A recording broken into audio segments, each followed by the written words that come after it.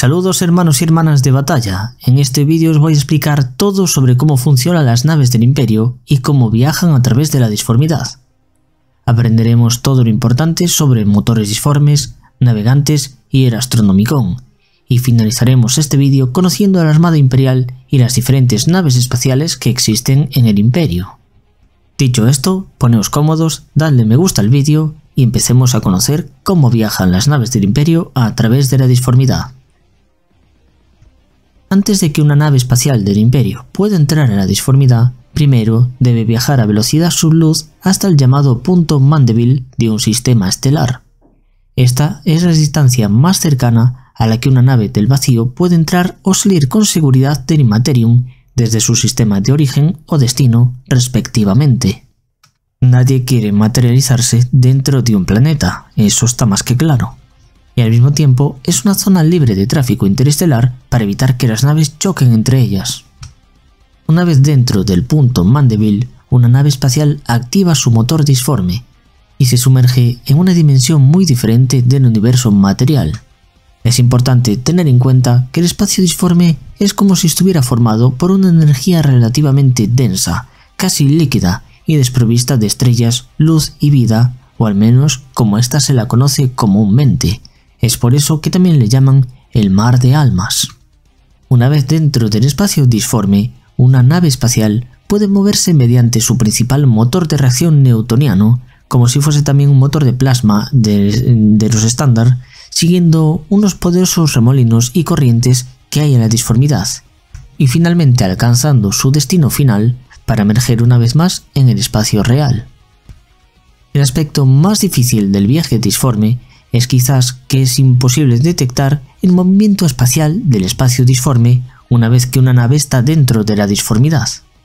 La nave solo puede seguir adelante a ciegas, ya que su tripulación confía en que va en la dirección correcta del mar de almas. Cuanto más tiempo se permanece dentro del Immaterium, mayores serán las posibilidades de encontrar alguna corriente inesperada que pueda desviar en la nave sin saberlo. Esto nos lleva a la conclusión de que en el espacio disforme se puede navegar de dos formas, o bien mediante saltos calculados o saltos pilotados por navegantes.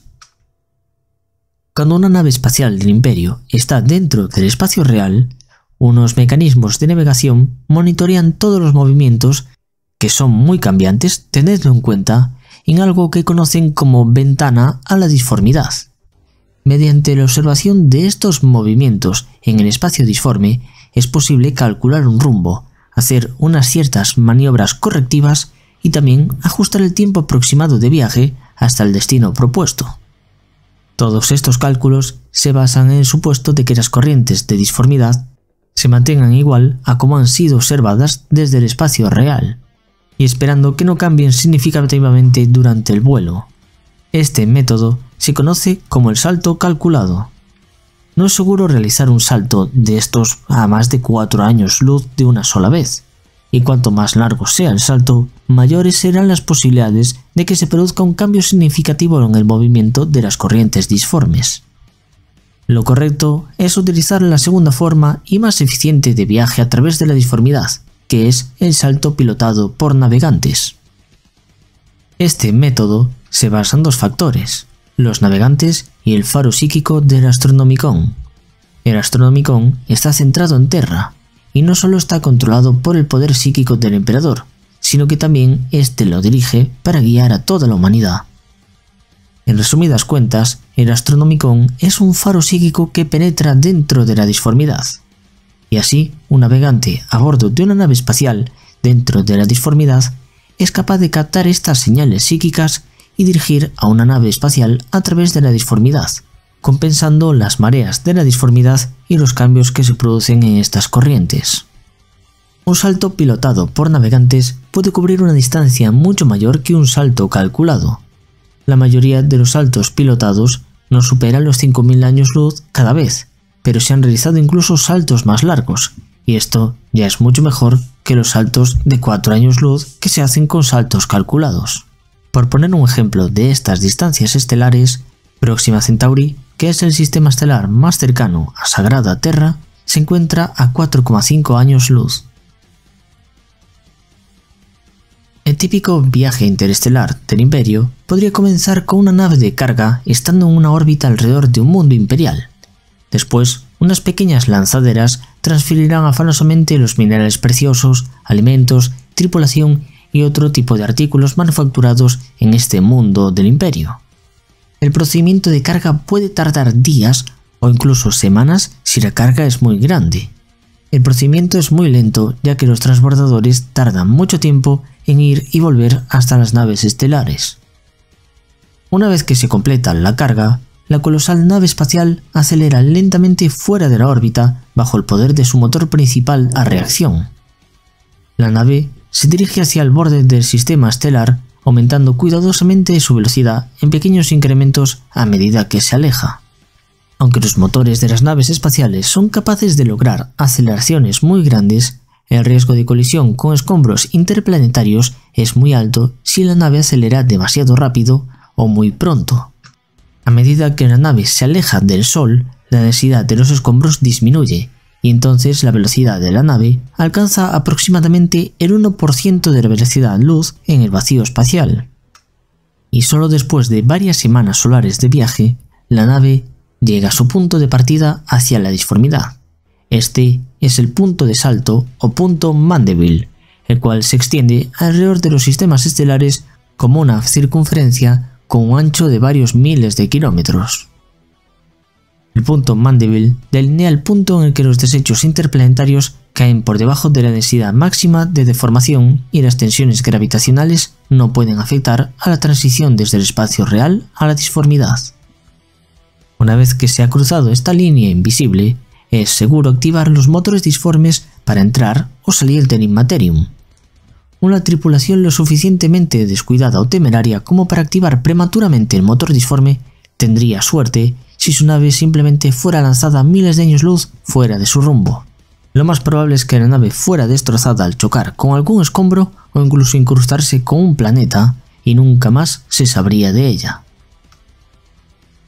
En el caso de una activación segura del motor disforme, la nave es sacada del universo real y entra en la disformidad, o la dimensión del Immaterium. Su verdadero viaje interestelar comienza entonces. Las naves que quieren hacer un buen salto lo hacen siempre con ayuda de un navegante, y así van haciendo saltos de longitudes variables, en torno a unos 5000 años luz. Solo un viaje largo implicaría más de un salto, generalmente se pueden hacer de uno solo. Y aun así los saltos no son muy cortos, la mayoría de las naves espaciales se pasan entre 2 semanas o incluso un mes viajando a través de la disformidad. Y debido a los cambios del tiempo en la disformidad, es posible que esas 2 semanas o un mes se hayan convertido en un año o incluso más en el espacio real. Las diferencias de tiempo entre el espacio real y el espacio disforme son bastante drásticas. El tiempo no solo pasa a ritmos diferentes en ambos tipos de espacio, sino que también pasa a ritmos muy variables, no se pueden calcular con facilidad. Hasta que una nave espacial termina su salto, es imposible para la tripulación de una nave saber exactamente cuánto tiempo ha durado su viaje en el espacio real.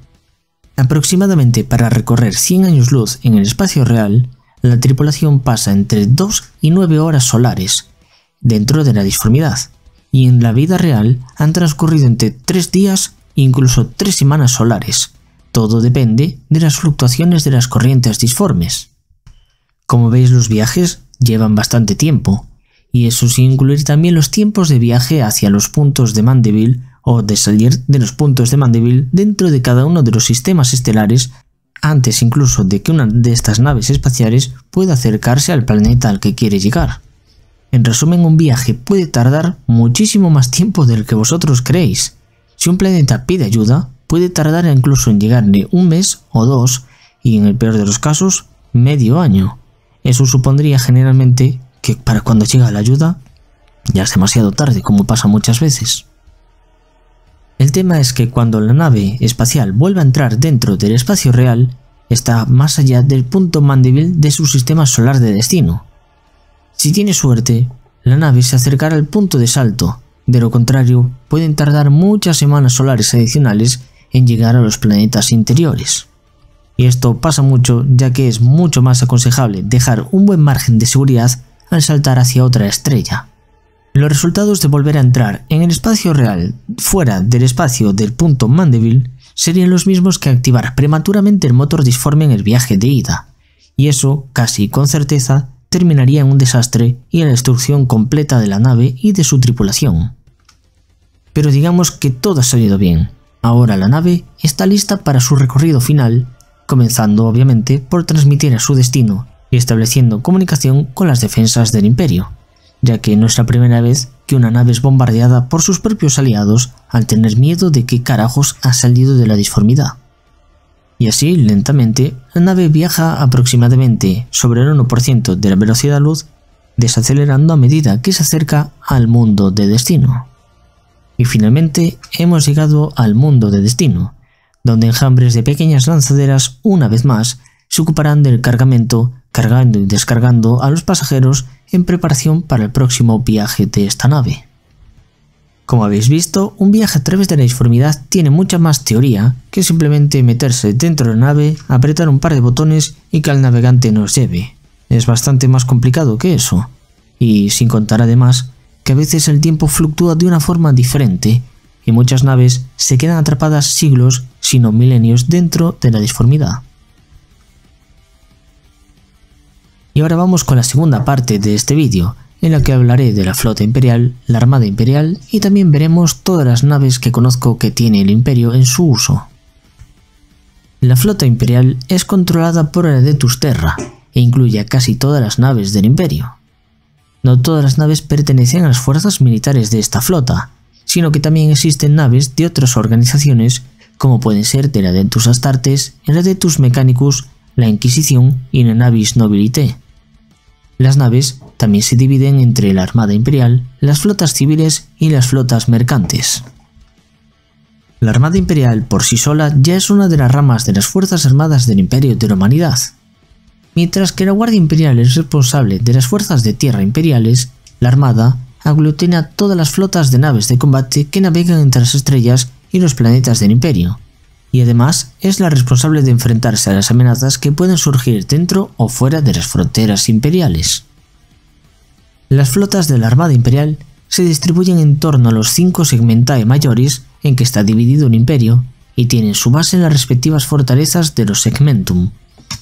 De esta forma, las distintas flotas de batalla reciben el nombre del segmentum en el cual se encuentran asignadas, y en este momento encontramos la flota de batalla solar, la flota de batalla Tempestus, la flota de batalla Pacificus, la flota de batalla Obscurus y la flota de batalla Ultima. A su vez, cada flota de batalla se subdivide en flotas más pequeñas encargadas de patrullar un sector o un subsector determinado, y estas flotas suelen recibir el nombre del sector bajo su vigilancia. Por ejemplo, la flota de batalla gótica es la encargada de vigilar el sector gótico. Por supuesto, como dije antes, también tenemos las flotas mercantes. Estas son con diferencia las flotas más numerosas del Imperio, ya que conforman el 90% de todas las naves imperiales que hay en activo ahora mismo. Las flotas mercantes están compuestas por infinidad de naves distintas que también veremos más adelante, pero básicamente son cargueros o transportes de personal. Los iremos viendo, ya veréis. Y como pasa también en nuestro universo, también hay flotas civiles. Estas se componen de navíos, escuadras o flotas que son de propiedad privada y de las cuales sus propietarios pueden ser desde un alto dignatario, una casa de navegantes o incluso comerciantes independientes o propiedades privadas de gente muy adinerada. Sea como sea, todas las naves utilizan las transitadas rutas imperiales mediante licencias concedidas por las autoridades de este segmentum en el que viajan. Unas licencias que, al igual que en nuestro mundo, deben ser renovadas cada cierto tiempo, si no, no tienen permiso para navegar por la disformidad ni por el espacio. Las naves militares de la flota imperial utilizan diferentes armas, entre las que pueden estar proyectores de plasma, cañones láser, lanzamisiles, armas de rail, lanzarrayos de fusión y pulsars gravitatorios. Los torpedos también son armas muy efectivas en el combate espacial. Son tan pequeños y rápidos que solo las torretas defensivas y los cazas pueden alcanzarlos. Hay que destacar que también existen torpedos ciclónicos capaces de destrozar planetas enteros, y también torpedos de vórtice que implosionan creando una rotura temporal hacia la disformidad que desgarra a su objetivo y lo arrastra a ese Immaterium. Aunque os pueda sorprender, en el Milenio 42 también se disparan armas de proyectiles sólidos mediante macrocañones. Estas son armas gigantes del tamaño de un edificio, cubiertas con portones, llenas de grúas, líneas eléctricas y tuberías que son manejadas por un equipo de cientos de personas. Además, en las naves más grandes podemos ver los poderosos cañones tipo lanza. Su tecnología se basa en acumular múltiples haces de energía de alta potencia para hundirlos en un único disparo concentrado que permite incinerar el casco blindado de una nave como si fuera de papel. Y por último, el cañón Nova, que es una de las armas más poderosas, cuyo tamaño, requerimiento de energía y retrocesos son tan grandes que suele estar montada en naves insignia o defensas planetarias. El cañón es inmenso e incluso atraviesa todo el largo de las naves más grandes.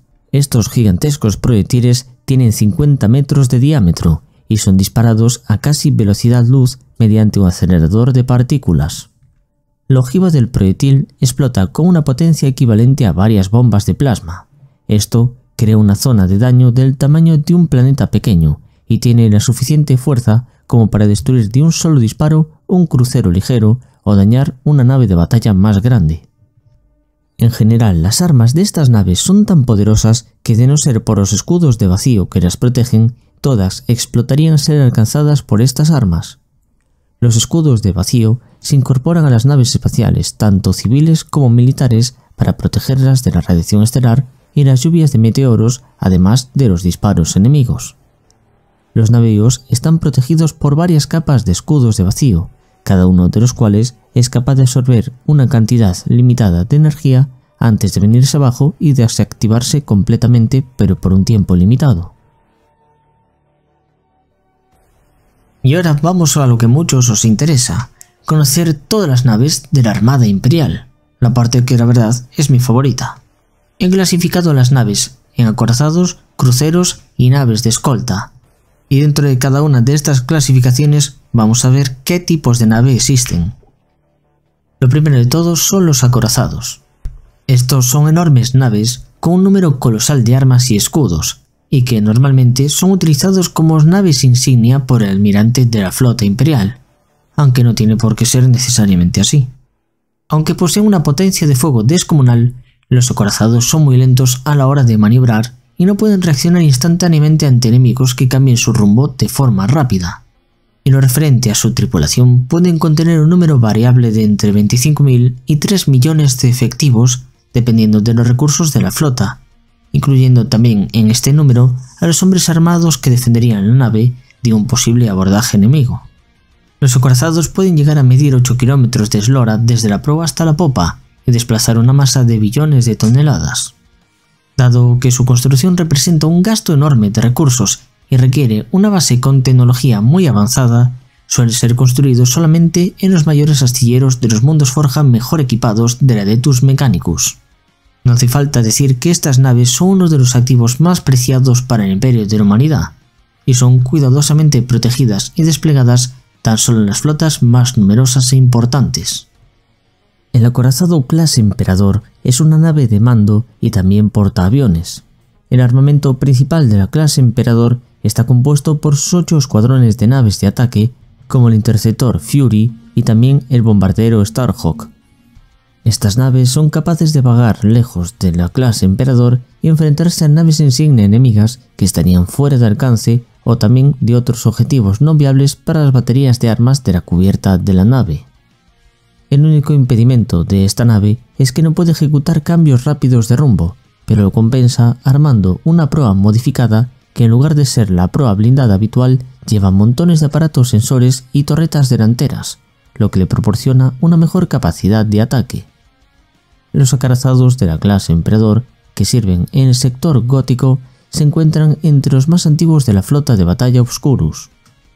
El antiguo casco del Derecho Divino fue recuperado de la nave renegada Inculcador del Mal tras ser capturada cerca del sistema Charos en el milenio 36. La mayoría de sistemas de energía de esta nave seguían funcionando a pesar de haber viajado a la deriva por la disformidad durante un periodo estimado de no menos de 10 milenios, lo que indicaba que su pérdida debería remontarse antes de la Gran Cruzada.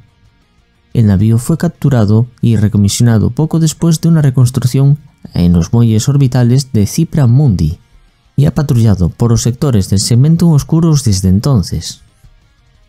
El acorazado clase Retribución es uno de los más antiguos de los acorazados imperiales y era construido en los astilleros orbitales marcianos del Anillo de Hierro.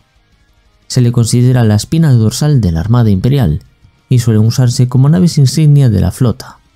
Sin embargo, debido a su pobre maniobrabilidad, requiere ser acompañada por varias escoltas para hacer frente a enemigos que se propulsen a altas velocidades.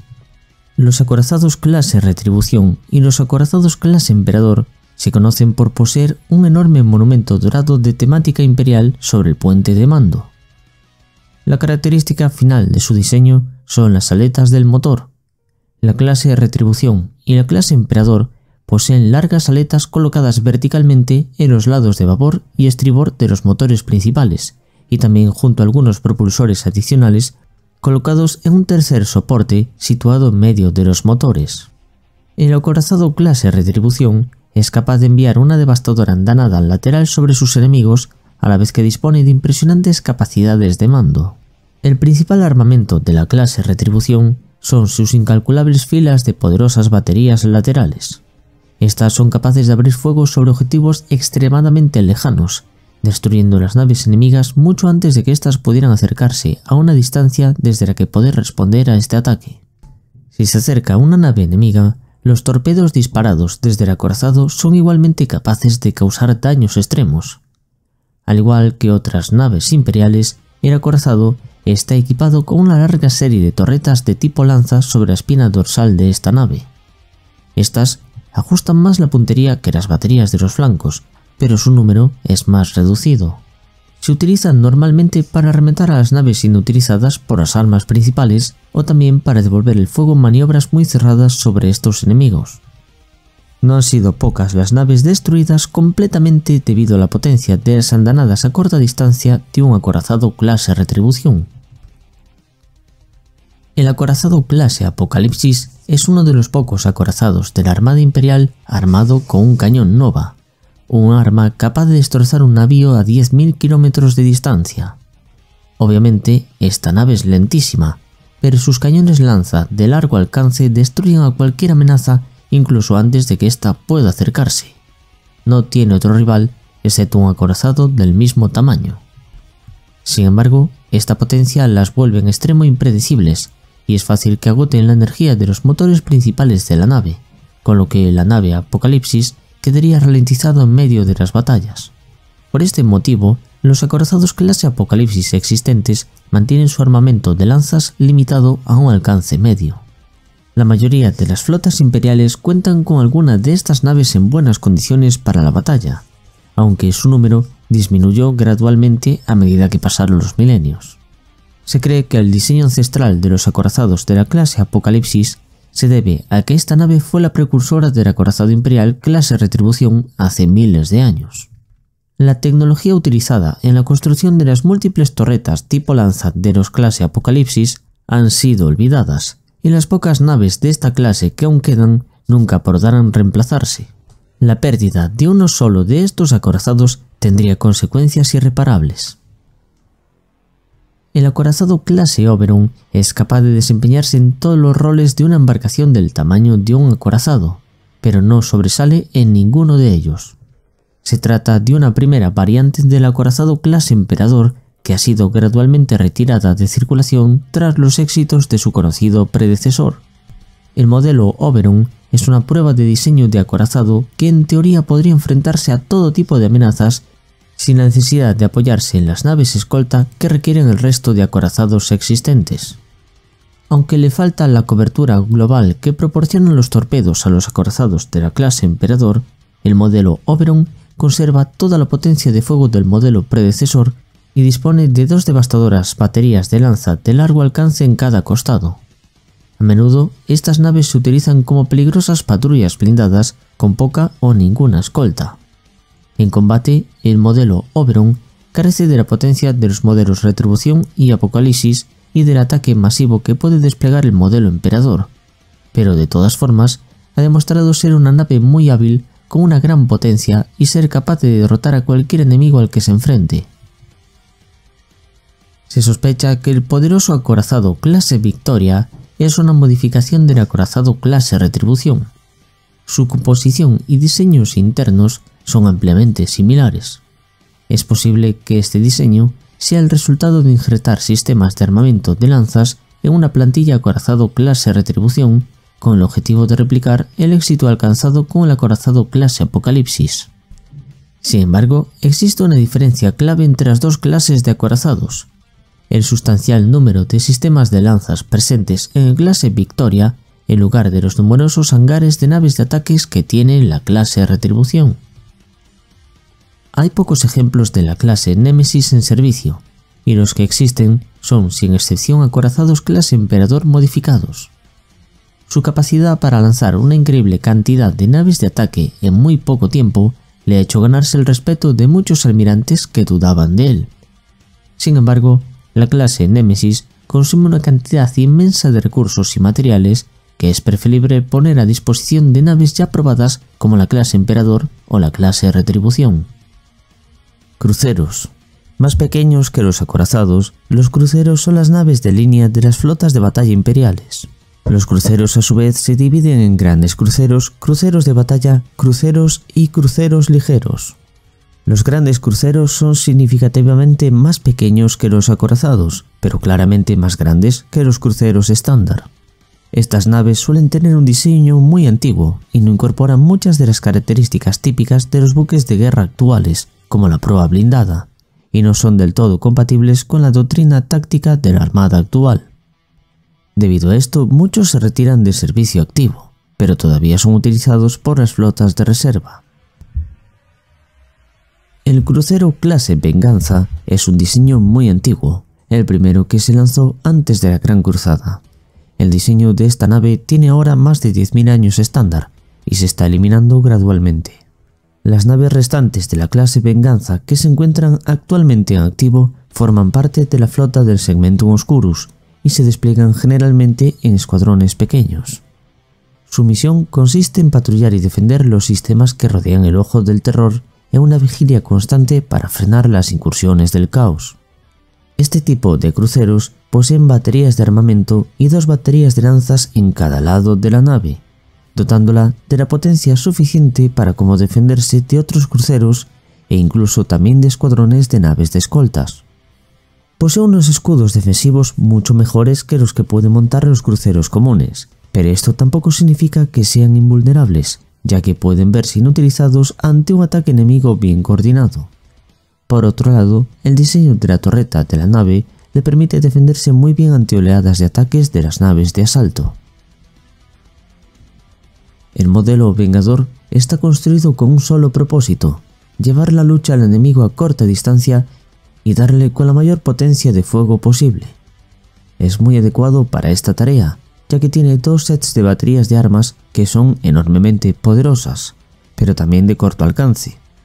Además, está equipado con 4 escuadrones de naves de ataque para hacer frente a objetivos a mayores distancias. Antiguamente, los escuadrones de Vengadores se desplegaban tras un escudo de naves de escolta o de cruceros ligeros. Como las baterías disponían de poco alcance, estas naves aceleraban a máxima velocidad para situarse en medio de la flota enemiga. Una vez en el corazón de la flota enemiga, abrían fuego a derecha e izquierda con sus baterías pesadas, creando una barrera de fuego a una distancia mínima. Esta táctica requería 2 o 3 escuadrones de Vengadores para causar daños graves, pues gracias a sus grandes baterías difícilmente podrían errar el blanco a tan corta distancia. Los problemas y daños derivados de esta táctica brutal a corta distancia solían dejar desorganizada a la flota enemiga, una presa fácil que las siguientes oleadas podrían aniquilar con facilidad. Sin embargo, con el tiempo la doctrina táctica cambió, y el puesto que ocupaba el modelo Vengador en muchas flotas imperiales se hizo superfluo, así que finalmente fue relegado de sus deberes en primera línea. El exorcista puede igualar la potencia de fuego de las naves más grandes, y puede lanzar naves de ataque desde sus bahías de vuelo. Estas ventajas significan que durante la patrulla, la flota puede enviar una nave exorcista y sus escuadrones de escolta en lugar de una fuerza mayor de varios cruceros estándar y escoltas adicionales. Con el transcurso del tiempo, el modelo clase Exorcista ha sido sustituido por diseños de naves más modernos, especialmente el crucero de batalla clase Marte. Algunas de las naves exorcistas se han mantenido en las flotas que vigilan las fronteras del Imperio para escoltar a las patrullas solitarias hasta Lalo, y muchas de ellas se han utilizado como naves de transporte colonial. Actualmente las naves exorcistas se despliegan principalmente en áreas remotas como la Franja Oriental o el Halo Galáctico, debido a su capacidad para actuar independientemente de una flota de apoyo durante largos periodos de tiempo. Los cruceros de batalla son generalmente algo más grandes y más fuertemente armados que los cruceros normales, incorporando sistemas de distribución de energía más avanzados capaces de soportar armamento de grado acorazado en un casco de crucero. Muchos consideran que las naves clase Soberano, o también llamadas Overlord, son la versión barata de los acorazados clase Retribución, aunque realmente sean mucho más que esto. Es un tipo de nave formidable, capaz de enfrentarse y vencer a casi cualquier nave de características similares gracias a su mayor alcance y a su resistente coraza. El hecho de que dispongan también de un nivel respetable de cobertura de torretas y escudos les permite sobrevivir con facilidad tanto a los disparos como a los cazas enemigos. Esto la convirtió en una nave popular tanto entre capitanes como entre los almirantes. Los primeros valoran positivamente su armamento de largo alcance, su buen blindaje y su velocidad razonable, mientras que los segundos aprecian el hecho de que pueden infligir daños a la distancia de tiro de un acorazado disponiendo a la vez de la velocidad de un crucero, demostrando con claridad la utilidad del concepto de crucero de batalla. El motivo para el uso de tubos torpederos en vez de armamento energético en sus baterías de proa recae en las dificultades existentes para duplicar los relés de potencia de clase Acheron.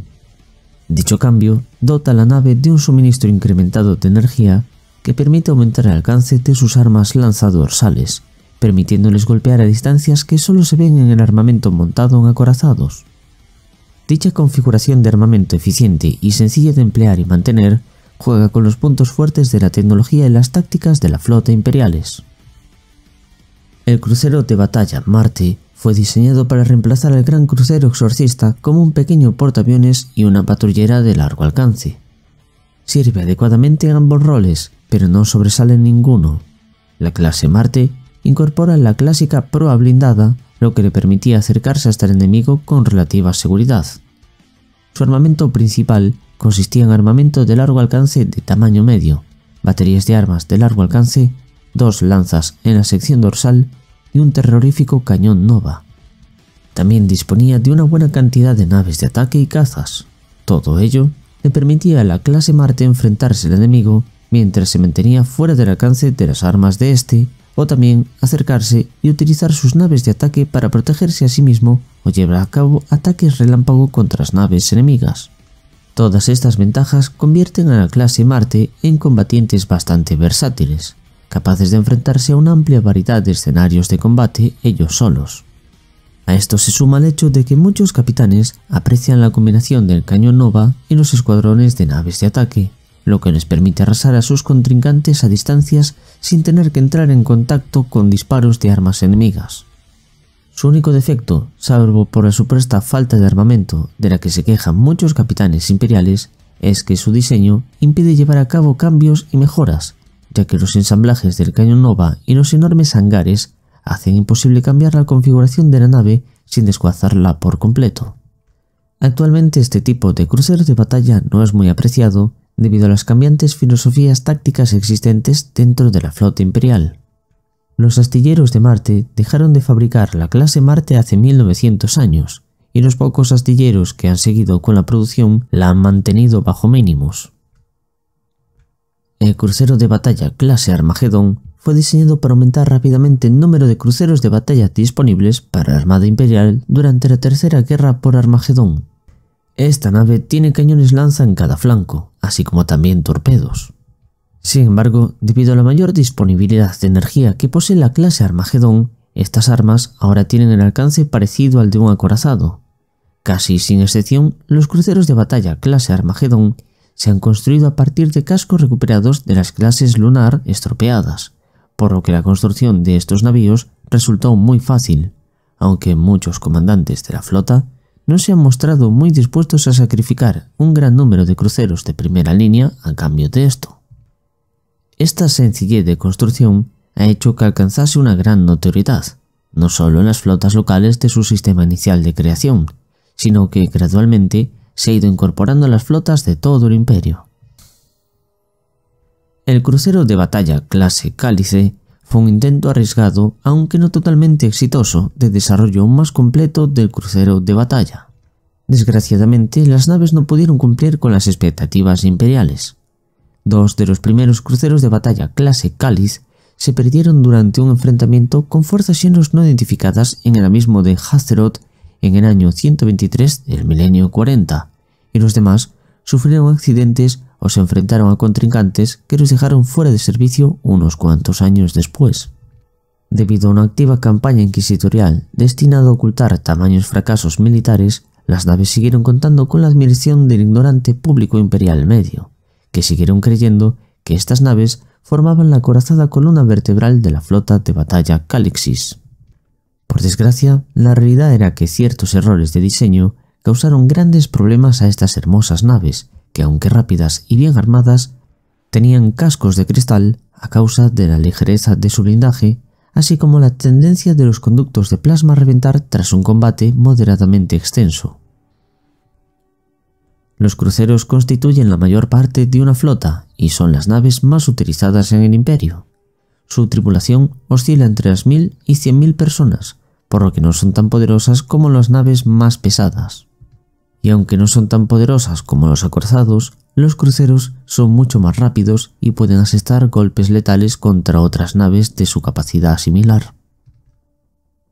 La clase Dictador fue diseñada como un método provisional para transportar una gran cantidad de naves atmosféricas que necesitan un lugar de aterrizaje. En los asaltos planetarios es inusual tener un aeródromo bajo el control de los invasores, y por lo tanto la clase Dictador cumple el papel de aeródromo para los bombarderos y cazas que apoyan los aterrizajes.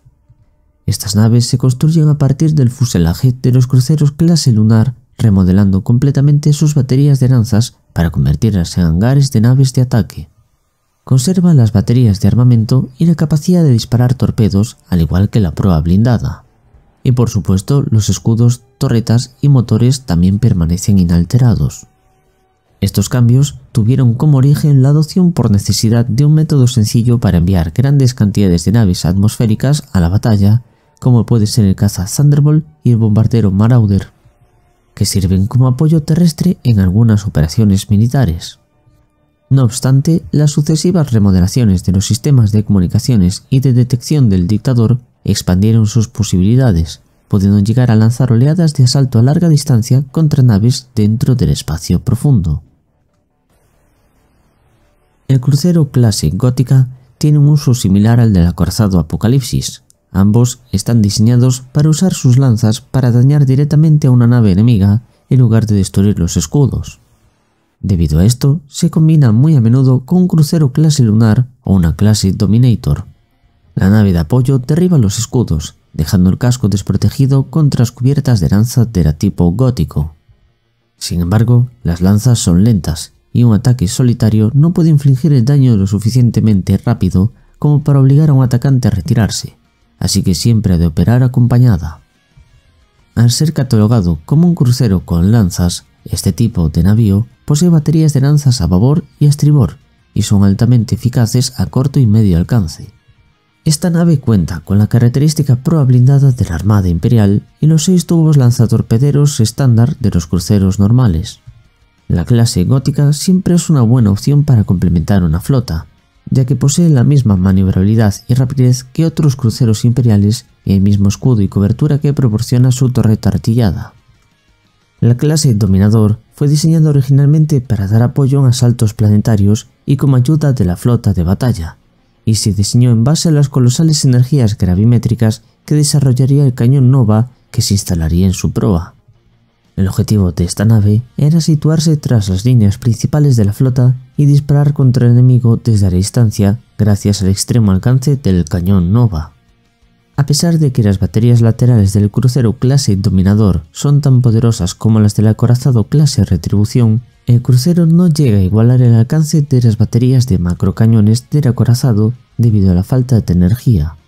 Aún así, siempre será una excelente nave de retaguardia para apoyar a cualquier flota. El crucero clase Tirano es la más conocida de una serie de naves de guerra de la flota imperial diseñadas en torno a una nueva técnica descubierta para incrementar el alcance del armamento basado en plasma, conocido como el principio de armamento de plasma superacelerado. Las naves de clase Tirano están bien protegidas como el resto de cruceros imperiales, con escudos y un blindaje para sus torretas más que adecuados, y también dispone de la clásica proa blindada. No dispone de lanzas, pero sí de baterías de armamento tanto de largo como de corto alcance, así como de suficientes torpedos como para destrozar un crucero si se consigue alcanzarlo con una salva completa a corto alcance. Sin embargo, poco a poco la clase fue cayendo en el olvido, ya que aun contando con los tubos lanzatorpedos, la potencia de fuego a larga distancia de las naves clase Tirano tiende a ser tan escasa que no pueden amenazar de forma contundente a nada mayor que una nave de escolta. Es un diseño muy difícil de usar, ya que utiliza armas de plasma que son solo útiles a distancias cortas, donde un crucero de este tamaño dura muy poco con vida. El crucero clase Lunar es literalmente el pilar de la Armada Imperial. Su versatilidad de armamento es el factor que le ha valido al barco su posición como buque de guerra imperial más utilizado en la Armada Imperial. Si bien el Lunar no tiene el alcance de las naves más grandes, puede resistir a distancias medias a cortas y posee suficientes escudos y blindaje para que pueda llegar al alcance de sus armas relativamente ileso. La táctica estándar con la clase Lunar es disparar los torpedos mientras se acerca al enemigo. Esto provocará alguna interrupción del fuego enemigo mientras esquiva los torpedos. Por lo general, los cruceros operan en parejas, así que dispararán una andanada tras otra al enemigo mientras vuelan en círculos a toda velocidad. Los efectos de los torpedos de ambas naves dificultarán a las formaciones enemigas responder al fuego de ambos cruceros combinados, por lo que estos podrán colocarse en formación cerrada y posicionarse para a continuación descargar andanada tras andanada mientras no detienen su movimiento circular alrededor del enemigo. Los cruceros ligeros son una clase de nave bastante común, ya que son relativamente simples de construir y son especialmente adecuados para patrullas de reconocimiento y acciones donde su velocidad y gran número son una ventaja. Estas naves presentan unas dimensiones a medio camino entre los cruceros y las naves de escolta, combinando la potencia de fuego y durabilidad de los primeros con la velocidad y maniobrabilidad de los segundos. El Intrépido está pensado para la exploración. Los cruceros de exploración imperiales generalmente siempre han tenido suficiente potencia de fuego para luchar contra cualquier amenaza de su tamaño. Pueden contener suficientes suministros para permanecer autónomos durante meses. Esto hace de la nave Intrépido una nave muy apreciada tanto por la Armada como por el Basilicon Astra. Posee unas respetables baterías de armas en ambos flancos, pero su baza principal reside en las lanzas que montan la proa. Esta devastadora combinación de armamento, maniobrabilidad y velocidad provocan que el menosprecio que cualquier capitán pueda mostrar a un crucero ligero clase Intrépido no puede volver a repetirse jamás. La eficacia de este tipo de crucero aumenta visiblemente si se combina más de una nave o supera junto a un escuadrón de naves de escolta. Debido a la necesidad de ahorrar energía y conservar los suministros, la clase Intrépido posee la mitad del blindaje de un crucero estándar. Pero dado el tipo de enemigo al que se enfrentará esta nave, este blindaje es más que suficiente. La clase Esforzado carece de la velocidad del crucero ligero clase Dauntless y por lo tanto no es adecuada para el papel de luchar contra la piratería. En su lugar se utiliza como buque insignia de un convoy o escolta pesada para los acorazados. Su batería de armas pesadas puede equipararse a la potencia de fuego de los grandes cruceros, y es capaz de resistir en medio de una batalla campal. Para contrarrestar su lentitud, la clase Esforzado tiene una matriz de torretas mucho mejor que la clase Intrépido.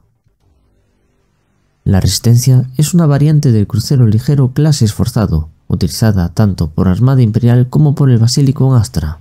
Las baterías de armas han sido reemplazadas por un cañón lanza.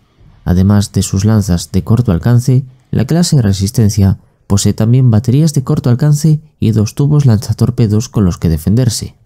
Pero todo este armamento es de corto alcance, por lo que un navío de guerra con un mayor radio de alcance superior podría alcanzarlo fácilmente y sin ponerse en peligro.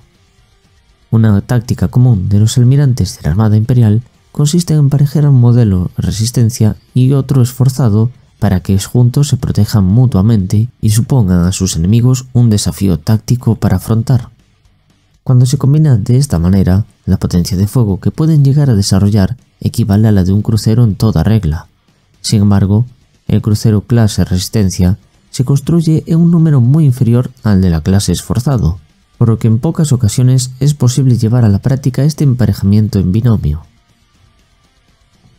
La clase Desafío es una variante del crucero ligero clase Resistencia, que reemplaza a sus armas por cubiertas de vuelo. La Desafío se utiliza como escolta para naves más grandes o como portaaviones de ataque en un convoy. El crucero ligero clase Desafío es una buena nave para el transporte de tropas, aunque resulta demasiado vulnerable si no lleva algún tipo de nave de apoyo. Por esa misma razón, suele ser relegado a tareas de apoyo o cobertura de las naves principales, permaneciendo fuera de la línea de fuego. Su función principal en combate es acercarse a una distancia prudencial y lanzar lo más rápido posible un ataque con sus naves bombardero, para retirarse nada más terminar el ataque y regresar una vez haya reabastecido sus naves de ataque. Las naves de escolta son el tipo de naves más pequeñas de las flotas, y entre ellas se encuentran 2 clases distintas, las fragatas y los destructores. Las naves más grandes son las fragatas, las cuales suelen estar mejor armadas y poseer blindajes más potentes. Por otro lado, encontramos a los destructores, que son generalmente más pequeños, pero que son los navíos más rápidos y maniobrables de todas las naves interestelares utilizadas por el Imperio. Se organizan habitualmente en escuadras formadas por entre 2 a 6 naves y operan siempre en grupo. La principal función de las naves de escolta es de servir como pantalla para las naves capitanas contra los torpedos enemigos y las naves de ataque, ya que son las que pueden colocarse en posición más rápidamente y con mayor seguridad. Generalmente también son desplegadas tras la línea de fuego principal para rematar a cruceros enemigos que hayan sido previamente dañados, de tal modo que los navíos más poderosos puedan concentrarse en las amenazas más importantes de las formaciones enemigas. Las naves de escolta no suelen superar los 2 kilómetros de longitud, contando que los destructores suelen medir solamente 750 metros o tal vez 1,5 kilómetros los más grandes. Os comentaré los más conocidos. El destructor clase Cobra es un barco torpedero utilizado por la Armada Imperial y el Basílico Astra, y además es el más pequeño de todos. Esta nave tiene un par de tubos de torpedos en la proa y una sola batería de armamento posicionada para disparar a los lados y al frente de la nave. La batería de armamento es una medida puramente defensiva, para que cuando el Cobra sea atacado por naves escoltas enemigas tenga algo con que defenderse. Es de corto alcance y casi nunca se utiliza para atacar a una nave insignia, pues simplemente no es lo suficientemente potente como para hacer algún daño real. El destructor Cobra es lo suficientemente rápido y maniobrable como para situarse en una posición desde la que sus torpedos puedan causar algún daño. Las Cobras actúan en escuadrones de entre 2 a 6 barcos, haciendo una descarga de torpedos lo suficientemente potente como para inutilizar una gran nave enemiga. Sin embargo, debido a su pequeño tamaño, la gran firma del motor y su blindaje relativamente pobre, no resiste bien al fuego enemigo. En su 1,5 kilómetros de eslora viven 15.000 tripulantes. La tormenta de fuego es una variante de la fragata clase Sable y está diseñada para vincular la velocidad y maniobrabilidad de una escolta con la potencia de fuego de un cañón lanza. Para conseguir este objetivo, se ha retirado la mayoría de las baterías de armas y se han mejorado sustancialmente los núcleos de baterías de armamento láser de la clase Sable para así dirigir su potencia hacia un masivo cañón láser de proa que recorre la nave casi de un extremo al otro. En enfrentamientos de flota, las naves de clase Tormenta de Fuego se dedican a acabar con las escoltas enemigas gracias a su lanza frontal, que les permite lidiar con ellos a distancia, e incluso superar en alcance y armamento a algunas fragatas e incursores. La fragata clase Sable es el diseño de nave de escolta más antiguo utilizado por la Armada Imperial y el Basilicon Astra. Aunque se remonta a los primeros días del Imperio, todos sus componentes han sido actualizados y probados en innumerables ocasiones. Es excepcionalmente raro ver un acorazado imperial sin al menos 2 o si no más naves de este tipo a su lado. Las fragatas clase Espada a menudo se ven luchando junto a formaciones de marines espaciales, y gracias a su buen desempeño también son muy bien valoradas por los comerciantes rebeldes que generalmente las convierten para satisfacer sus necesidades comerciales.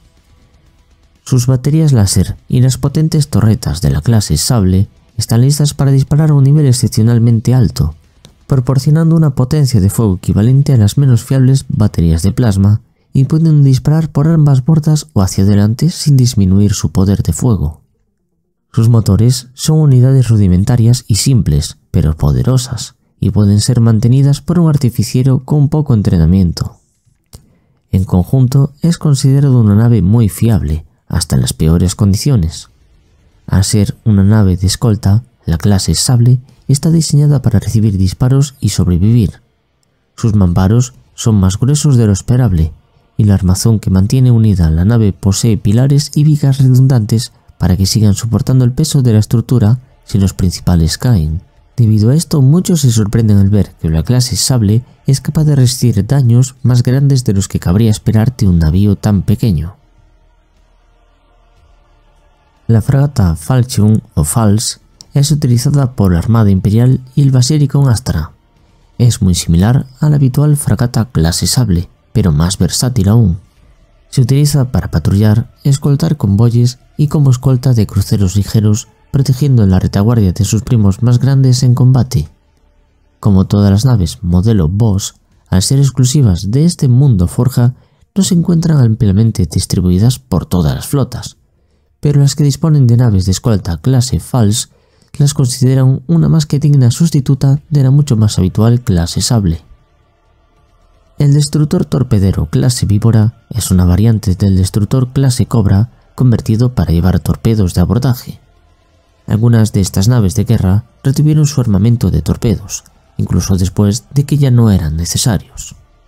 La clase Víbora ha sido designada como destructor torpedero por la Armada Imperial y está usualmente organizada en flotillas separadas que son capaces de lanzar un masivo ataque de torpedos en momentos críticos durante una batalla. La fragata de asalto clase Tempestad está orientada a entablar combate a corta distancia.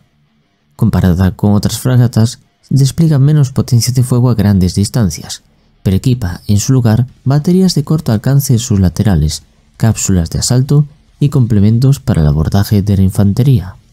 De cara a cortar distancias con el enemigo sin sufrir excesivos daños, la proa lleva un blindaje triple y sus unidades de plasma han sido potenciadas.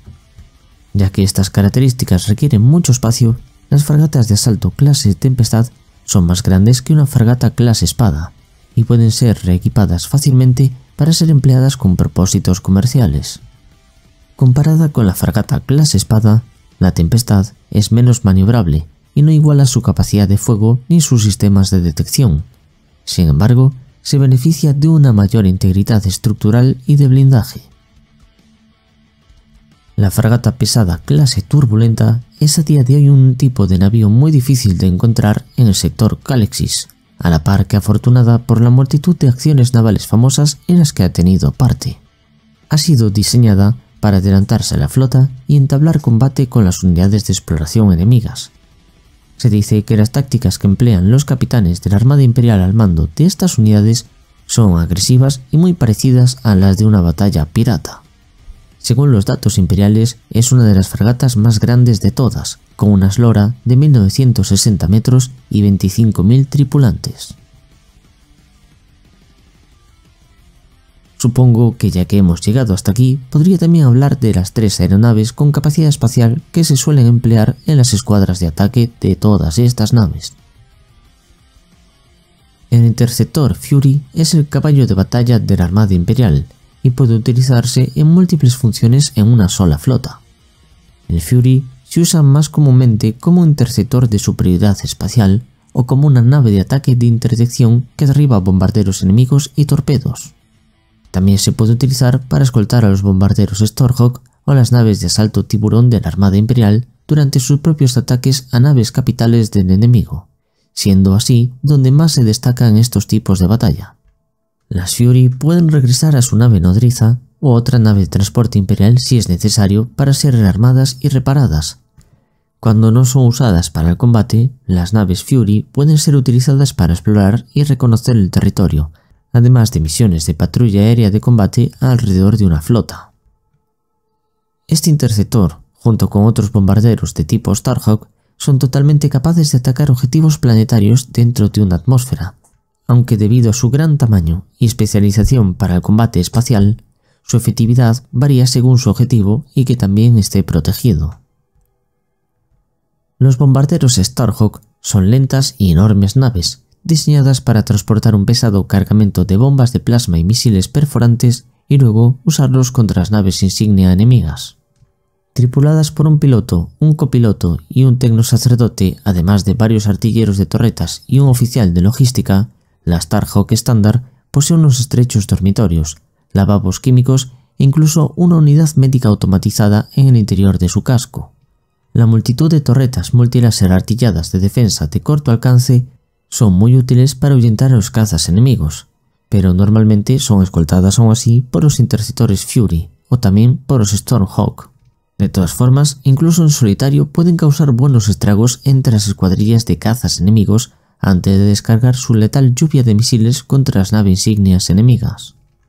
En raras ocasiones, los Stormhawk pueden ser modificados para transportar y lanzar una muy pequeña cantidad de torpedos espaciales. Con 55 metros de eslora, la nave de asalto Tiburón consiste principalmente en un poderoso y enorme motor unido a un compartimiento blindado para tropas tachonado de abrazaderas metálicas y cargas de fusión.